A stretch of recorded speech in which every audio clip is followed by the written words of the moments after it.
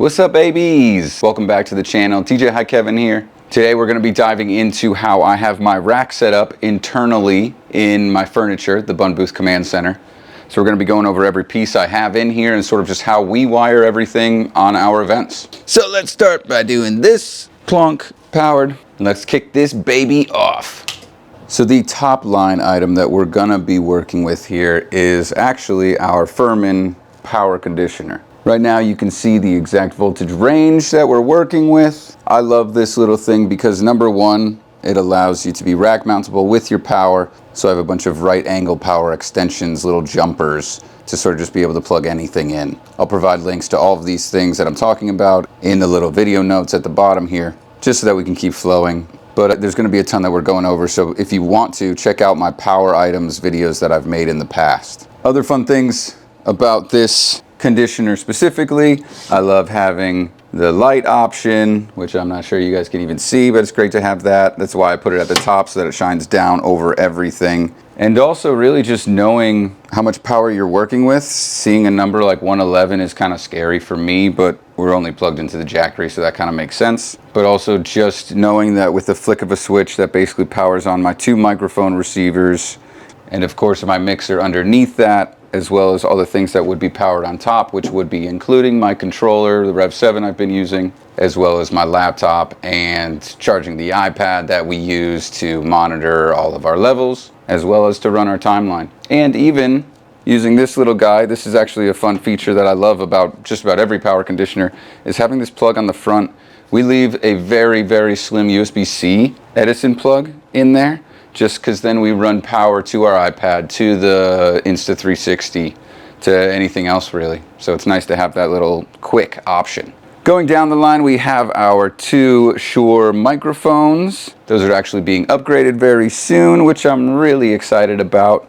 But for now, we're kind of working with the BLX4Rs. We have the upgraded handhelds though. So one thing I have added to my rack, instead of using the one that was originally built into the top, is our antenna distribution system.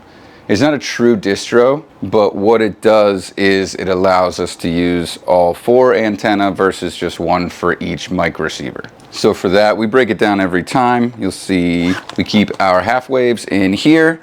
And then for each individual receiver, we simply plonk them on in the back here. Make sure they're nice and tight. And then these 2 would work for our other receiver. And now everybody's all ready to rock. So as soon as we turn this on, you can see the RF is maxed out. Granted, we're in the middle of Pennsylvania, so of course it's gonna be doing just fine. All right, so we're slowly building it out, right? So we have this lovely patch bay here for our half waves, and then that leads us to the one remaining item in the bottom here, which is pretty much the power horse of the entire rack. This is going to be our XR12 mixer from Behringer. So I've done a lot of details on this in the past because I love having this mixer here. Number one, having an external mixer I think is massive. Just the higher you get up in things, you're going to start working with other artists, with other musicians. I've worked with saxophonists, with keyboardists, with flautists, with, I know I'm forgetting something else. I've worked with other DJs and we've used my sound system before. So it's really nice to just have some options for them to patch into. What we do is we have our mic cords preset. So mic 1, mic 2, pretty much set and go. Pretty easy for us. They're marked with just some simple labeling materials, M1, M2. And then as we go down, generally I plug into the other XLR inputs that we have here. So that would total 4 XLR inputs. All of those XLRs are of course also 1/4 inch, but then we have 1, 2, 3, 4, 5, 6, 7, 8 other 1/4 inch inputs. So we always try to keep some XLR to 1/4 inch little jumpers, little adapters so that anybody else can plug in. But the real fun thing about this that we've learned sort of more recently is that you can use a router with it as well, so that if you are using an iPad to control it, because there's no onboard controls, you basically password protect your entire mixer, and you can run around with your phone or your iPad and use an app to control it all, which is super sweet. So give me a few seconds to set this guy up. So we use just this old router we had. This is a Linksys, it's a Linksys, I don't know, EA Sports, it's in the game. So what we do basically is I just leave an Ethernet cable attached to it. There's a little remote Ethernet that's built into the mixer. We plop this guy down here. We've got a little power patch set up for it, or if we have to reach any other little powers real close by, like if I am working with an instrumentalist, they can plug into their microphone and all that. And then you can see it starts to blink because it knows it's there. So then we do this super cool thing. We break out the iPad, and then we open this app called Mixing Station, and we can search for our XR on our home Wi-Fi. So first things first, we're gonna go in and make sure that we are on the correct Wi-Fi.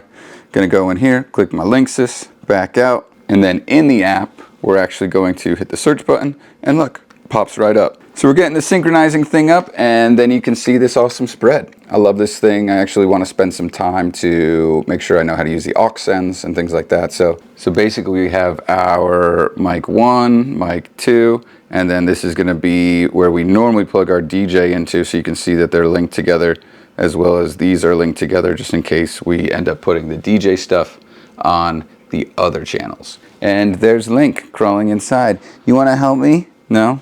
Of course not. As soon as I try to put you to work, you bail. So that's kind of the nitty gritty of it all. Sort of just broken down. I've had a lot of people asking me about the external mixer that I use, so I wanted to jump on and kind of just talk about this a little bit again and give a little bit more detail in sort of a different angle and definitely a different setting. Not gonna lie, I miss the garage, but it's really nice to not be freezing. But with this being posted, let me know if you have questions about this stuff. I'm always looking to upgrade my rack, of course, as well. So if you think there's something that I can use that's better than what I am using, please politely suggest it. I know I need to upgrade my microphones. That's literally happening right now. I've put my order in with Shure. It was a few days ago. So those are eventually gonna become ceremony microphones, which, speaking of which, I should really talk about my ceremony kit at some point too. We'll wait for the upgrade for that.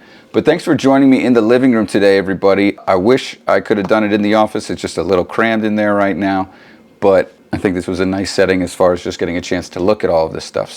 But thanks for coming back and watching this video. I love that you are all here and joining in this journey with me. If you could do me a favor and like and subscribe, those are zero cost ways for you to help support my channel. We are officially in the next era of YouTube creation, and we have a crew to create now. But for now, thanks again for being here. I appreciate you coming out. See you next time.